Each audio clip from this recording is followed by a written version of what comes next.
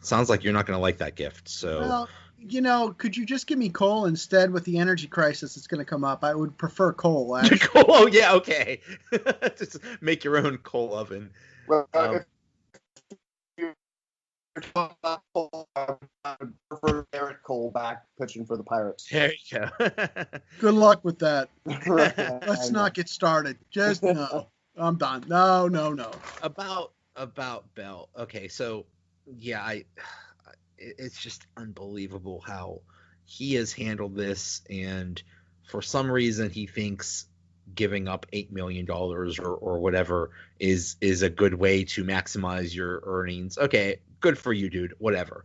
But going forward, assuming he comes back, because it sounds like what's going to happen is he doesn't want to be traded, so he'll come in after the trade deadline, which I believe is October 30th, and he's going to, assuming he's going to be on the team. What do you expect from him in, let's say, the second half of this season? Do you think he'll even contribute at all? Or do you think it'll be like a thunder and lightning thing where it's like a 50-50 timeshare with Connor? Or do you think he'll get most of the touches when he gets back in shape? Or how do you see this all playing out? I agree with Jeff Say. I think it'll be a thunder and lightning package. I think if he comes back, hey, you want to play the last couple of games here in Pittsburgh. One, he's going to have to absorb the slings and arrows of the fan base. There is no doubt in my mind, first time he comes on the field in Heinz Field, he's going to get booed loudly. And I think it's the frustration of the fan base because the NFL as a whole, in my opinion, is kind of a joke right now. But we'll get into that another time if we want to. I truly believe that if he does come back, there is a great balance that can come from him and James Conner in that background. You have James Conner that can be a straight runner, him coming out of the backfield, catching passes, being elusive, and seeing where he wants to go between the guard and the tackle, or the center and the tackle. I think he will produce. I think they'll both produce. I think it will take the pressure off of AB. I think it will take the pressure off of Ben Roethlisberger. I think they will be a better team with him there. There's no doubt of that. I don't think anybody in the media locally or nationally has said, oh, no, nobody in Pittsburgh wants Le'Veon Bell back. Nobody on that team says, no, they don't want Le'Veon back. I think that they will go ahead and progress if he's there. Hey, great, come on in. If you're not, hey, have a nice life. Do what you have to do. But going forward, I think they could have a very lethal backfield, very similar to Cleveland had in the 50s. The theoretical combination of the two running backs there, and they could go forward. And you had other accents to that offense that would make them a great offense. Excuse my repetition there, but that's how I feel. All right, so let me give you the doomsday scenario that he comes back before the trade deadline and he doesn't play for the Steelers, that they trade him. And they trade him to a team that needs a running back, a team that just lost their starting running back, a rookie running back, to a knee injury today. And for some reason, because they have a ton of number one picks floating around, the Steelers ship him over to New England. I think that I was just talking with a buddy of mine about that earlier, and we came to that realization. And we're like, oh my God, there's no way that they would do that. But I could see New England making a play for it, as Sonny Michel was diagnosed today with a knee injury. They don't know how bad it's going to be. He's getting an MRI done tomorrow. So they're certainly going to be in the market for a running back. I don't foresee the Steelers pulling the trigger on that one and helping out their hated rival, but that certainly struck a little bit of fear into my heart just thinking about it.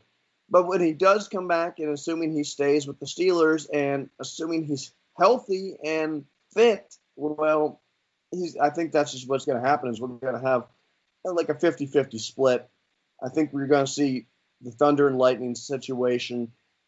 Is it going to work?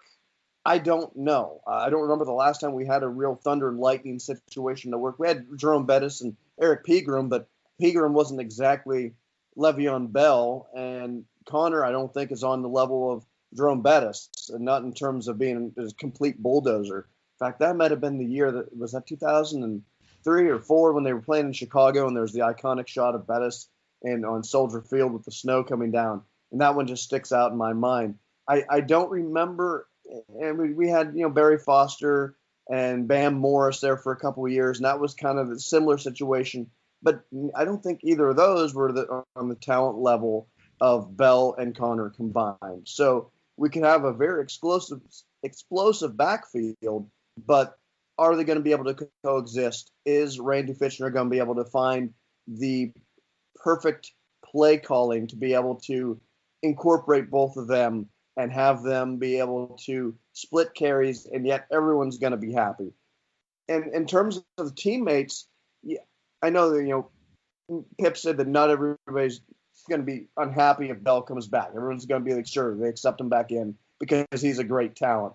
However, I think that he's kind of burned some bridges with some of the teammates because they're going to battle with the guys that they have. And here he is out jet skiing in Miami, and you're doing the cha-cha with Rihanna or whoever in Miami. And it's just, he's disconnected himself from the team. He's going to have to win back a lot of trust, I feel, not just from the fans, but from his teammates.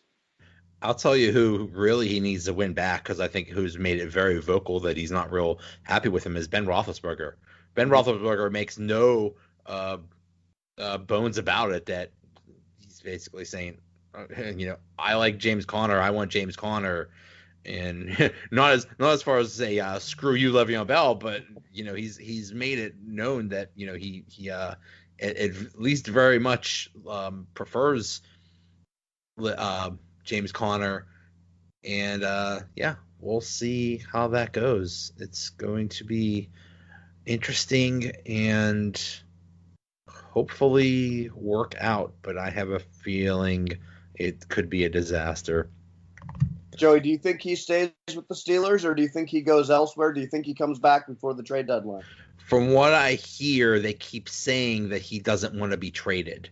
So I think the Steelers would love to trade him, but it's really in Bell's hands. In my opinion, I think he's gone. I don't see a situation where it's beneficial for either party. Yeah, if Le'Veon Bell wants to go ahead and be the centerpiece of an offense, go ahead. There are teams out there that will take you. However, nobody's going to put up with your off-field antics. Nobody wants somebody hasn't made it through a season. He's been injured every season, or he suspended. Suspended. Thank you. You're right. Or suspended. And I apologize. Earlier, I was going for the Jim Brown, Ernie Davis combination from the 50s, where that could have been lethal. The Syracuse Express, forgive me, I couldn't draw fast enough in my head. Going forward, though, I don't see Le'Veon Bell making a positive impact in Pittsburgh.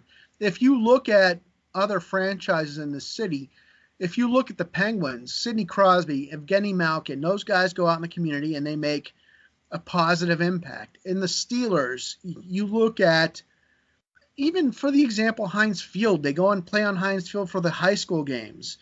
The players are active in the community. You don't see Le'Veon Bell doing that. Is that wrong? No, it's not, because it's a business. I get it. However, the people in the past and current players that choose to invest in the community seem to do well and make profit after they're done with football. Do I see Le'Veon Bell doing that? No, but, Plexico Burress has made attempts to come back. You could go with other players that have come back and they've made amends and they say, okay, we're going to try to invest in Pittsburgh and do other things. I don't see him doing that. I think I kind of see him as a bitter person. Like, unfortunately, Rod Woodson, when he left, was kind of bitter. I can see him doing the same thing. Terry Bradshaw's bitter, and he still is. Yeah, and he's. I mean, so I kind of put him in that Bradshaw mentality of he's putting himself above the team. Yeah, it is very possible that and I have this feeling that Bell has checked out, has basically written off this entire year. Mm-hmm. That he really doesn't want to play, and almost everything that we've seen has backed that up. He doesn't look like he's training. The only, I don't know how much training you could do on jet skis or eating whatever he's eating to look a little chubby. So it could be that he basically just doesn't care this year. Maybe he'll show up and, like James Harrison said, get that, oh, my hamstring, oh, I don't feel good, oh, whatever, and just not play at all. And so, yeah, he might have written this whole year off. So maybe the Steelers will get nothing out of him. And that's almost a worst case scenario of they have to pay him $850,000 every week for him to do absolutely nothing. So, yeah, we'll see. We'll see. I just hope the distractions are less. But hey. It certainly seemed like this season we've had more distractions than in any recent memory, whether it's the Le'Veon Bell stuff, and then you have the AB, throwing a little temper tantrum. And I chalk that up to him just being ultra competitive. And there's maybe some miscommunication there. You've got a new offensive coordinator who is seen as Ben's boy. So maybe AB's feeling a little out of sorts in that regard. That's seemingly cleared itself all up. However, I think part of the situation is too that, the Steelers offense is still finding itself. We've got AB and Ben, we know are proven commodities. Ben has developed a good relationship with Vance McDonald. I've been really impressed with Vance McDonald offensively. In fact, he's probably my second MVP on the offense because he's really come out of nowhere for me. I thought he was good last year, but he was banged up a lot. This year he seems healthier and more productive. But we're kind of missing that number 3 receiver, and Bell could really, slot in and help fill in those receptions that we're missing. Last year, Juju really stepped up, and he's playing well this year. But James Washington has been non-existent in this offense, and to me, that has been really troubling that they haven't been able to get that explosive rookie involved. Yeah, I agree. I think that you always had Hines Ward that could be a very valuable slot receiver, and they don't have that guy there that can block, that can also have a speed influence on the game. But Le'Veon Bell brings that. But I think you can bring in another receiver. I think Tomlin a couple of years ago when Martavis Bryant was having his issues said we made our decisions based on him not being there. So this draft coming up, should they not make the Super Bowl or should they not win, it'll be an interesting offseason because I think they can get a fast slot receiver or a heavier set slot receiver for fractions of cost as to what they could keep Bell for. I also think that on the defensive side, they need a middle linebacker. I think Shazier's loss has left that team with a very large void. I think to his credit, Shazier is a very positive influence on that team, and I'm happy to see him on the sideline. I'm happy to see him at Penguin games. I'm happy to see him everywhere in every situation he's in because he has taken a negative and made it positive. I don't see Le'Veon Bell doing that. Not saying that, oh my God, Le'Veon Bell needs to get injured. No, I'm saying a jerk's a jerk. And like a schoolyard bully that you want to punch in the face, he kind of reminds me of the guy that just kind of mouths off and says inappropriate things and does inappropriate things, and you just go, hey, when you leave, no one's going to care. A good friend of mine always reminds me that you don't need to always have a 53-man roster full of choir boys. And as long as they have the talent, that if they ruffle the boat a little bit, rock the boat a little bit, it's okay. I think Bell falls in that category that he's not a perfect citizen in any regard. He's obviously extremely talented, and would I love to have him back? Absolutely. Am I going to be heartbroken if he doesn't come back? No, because as you said, you have the jerk factor falling in there.